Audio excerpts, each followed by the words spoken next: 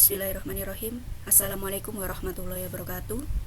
Salam sejahtera bagi kita semua.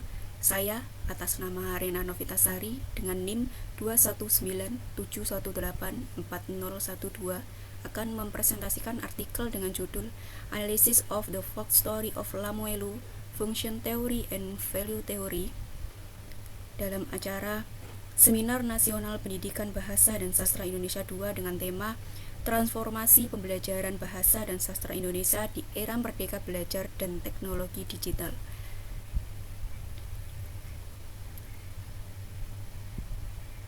Baik, langsung saja dalam latar belakang penelitian saya, cerita rakyat merupakan cerita yang lahir dan tersebar luas di masyarakat tradisional.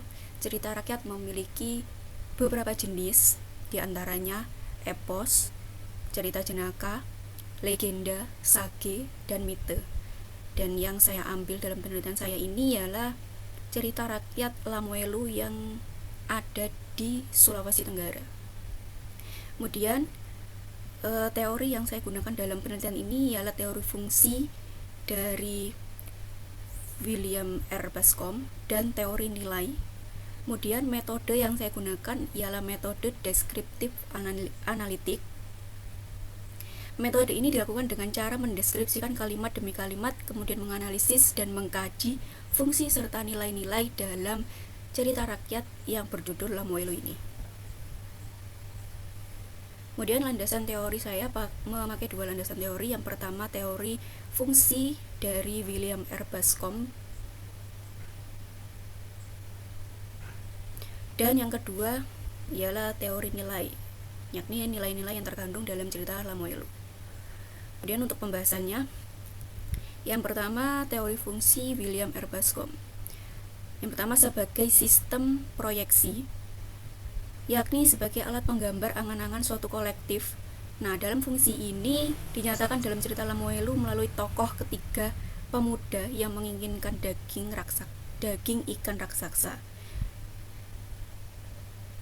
dengan cara membunuh dan mengambil daging tersebut untuk keperluan dari ketiga pemuda tersebut. Yang kedua, sebagai alat pengesahan pranata dan lembaga.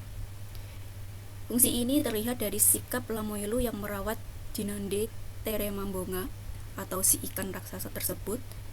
Nah, menurut tetua Melayu, orang yang mau berkasih sayang akan dipermudah hidupnya oleh Tuhan Yang Maha Kuasa. Kemudian, fungsi yang ketiga sebagai alat pendidikan anak. Cerita ini juga memuat nilai-nilai edukatif untuk mendidik para anak-anak.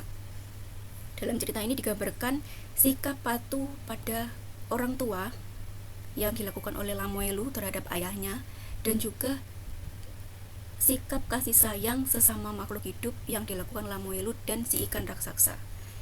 Kemudian fungsi yang keempat sebagai alat pemaksa dan pengawas. Sebagai alat pemaksa dan pengawas ini supaya masyarakat patuh terhadap norma yang berlaku. Dalam penelitian ini digambarkan jika kita mendapatkan sesuatu, maka kita harus menjaganya. Seperti dalam cerita Lamoelu ini, ketika Lamoelu mendapatkan ikan raksasa yang kemudian dirawat dan dijaganya. Selanjutnya teori nilai. Yang pertama ada teori yang pertama nilai sosial.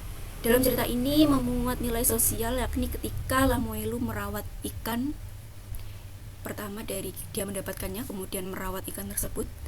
Yang kedua nilai budaya. Nilai budaya menurut tetua Melayu, yakni sikap kasih sayang sesama makhluk agar dipermudah hidupnya oleh sang kuasa.